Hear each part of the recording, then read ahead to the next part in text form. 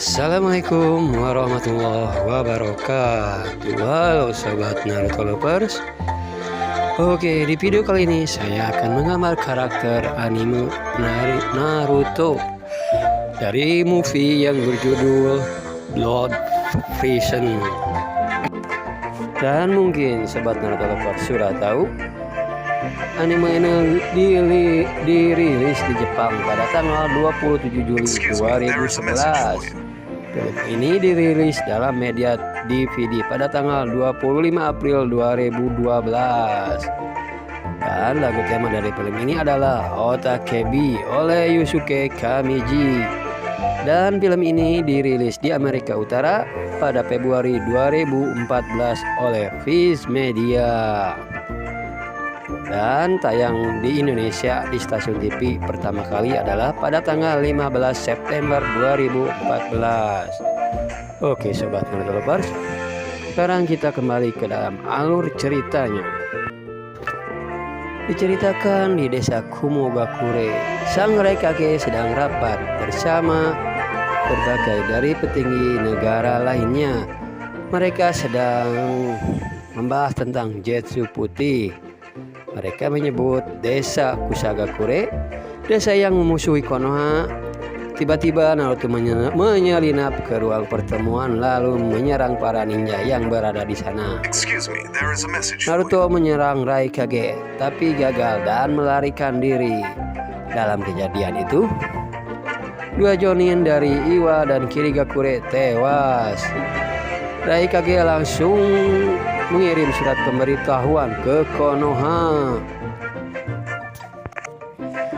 dan kembali ke desa Konoha. Di sini sang Hokage yaitu Tsunade tidak percaya kalau Naruto melakukan itu. Jadi dia menceritakan sesuatu dengan Kakashi dan Sakura untuk menyelidiki rumor di desa Kusagakure. Akan tetapi di sini Naruto bersikeras membela diri karena tidak melakukan kejahatan itu. Akan tetapi Naruto di sini tetap dibawa untuk dipenjara di Hozukizo yang berada di Kusagakure. Sementara di desa Kumo, Raikage jadi ragu kalau yang menyerangnya adalah Naruto karena diketahui Naruto merupakan pahlawan desa setelah dia mengalahkan Pain. Jadi sobat Naruto lover, cerita ini menceritakan setelah Naruto mengalahkan Pain dan setelah Pain menginvasi Konoha.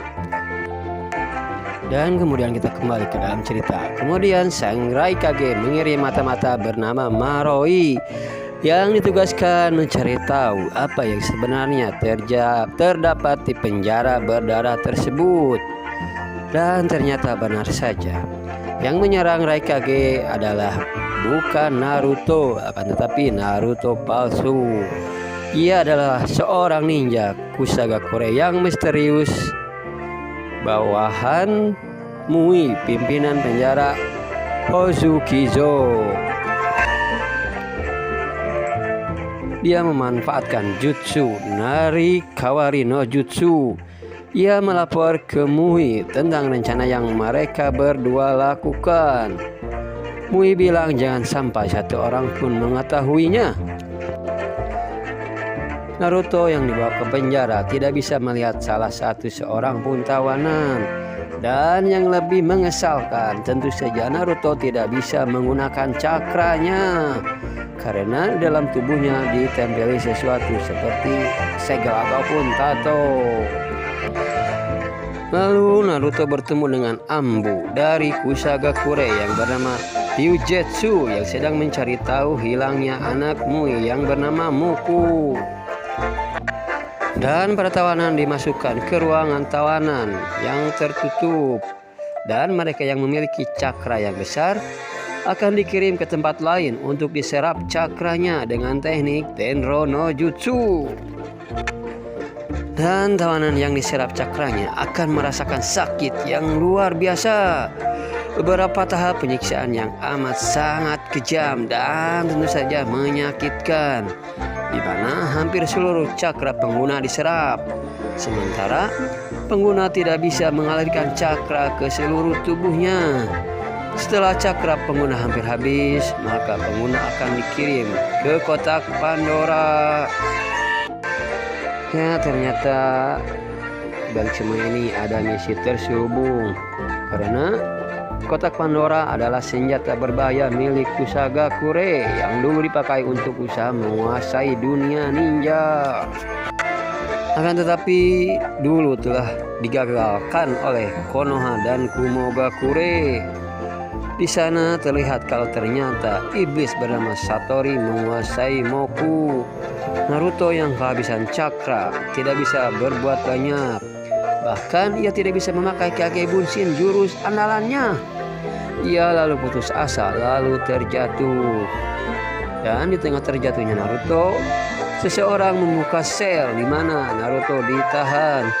Ternyata itu adalah Maroi yang tadi mendapat perintah dari Raikage. Ia datang menolong Naruto lalu berencana melarikan diri. Dan Naruto akhirnya bisa keluar dari penjara dengan kondisi yang babak belur dan tentunya melemah. Dan di sini Hinata, sang bebek dari Naruto, sangatlah cemas. Dan di tempat lain, Moi yakin kalau Satori tidak akan mengembalikan anaknya Muku. Muku yang telah bertemu Moi dikuasai sepenuhnya oleh Satori. Ia kembali berubah wujud menjadi monster iblis bernama Satori. Yap, inilah musuh sebenarnya jadi dari anime. Lalu tiba-tiba Ryujetsu mengingat kalau Satori yang menyerang keluarganya dahulu. Naruto lalu memakai Senjutsu dan menyerang Ryujetsu. Tapi satu tikaman dari Satori di tubuh Naruto membuat Naruto sekarat dan pingsan dalam luka yang parah. Sasuke dan Ryujetsu langsung menghampiri Naruto yang tidak sadarkan diri. Akan tetapi akhirnya Killer Bee muncul membantu dan membentuk jubah dari Hachibi untuk melawan Satori. Di sini Hachibi ikut membantu Naruto menggunakan mode bijunya dan Naruto belum sadarkan juga. Lalu dalam mimpinya Naruto mengingat ucapan Minato dan janjinya ke Sasuke. Ia lalu mengingat awal pertemuannya dengan Ryujetsu. Para ninja Konoha ikut membantu Killer Bee untuk menyerang Satori. Tapi Satori terlalu kuat. Ya, itulah sepenggal kisah perjalanan dari Naruto The Movie yang berjudul Blood Freezer. Dan ternyata baru diketahui ternyata di sini Naruto sengaja dijadikan sebagai umpan untuk mengetahui keberadaan penjara tersebut. Oke sobat Naruto Lover, demikian dari saya, sang YouTuber pemula ataupun YouTuber gagal.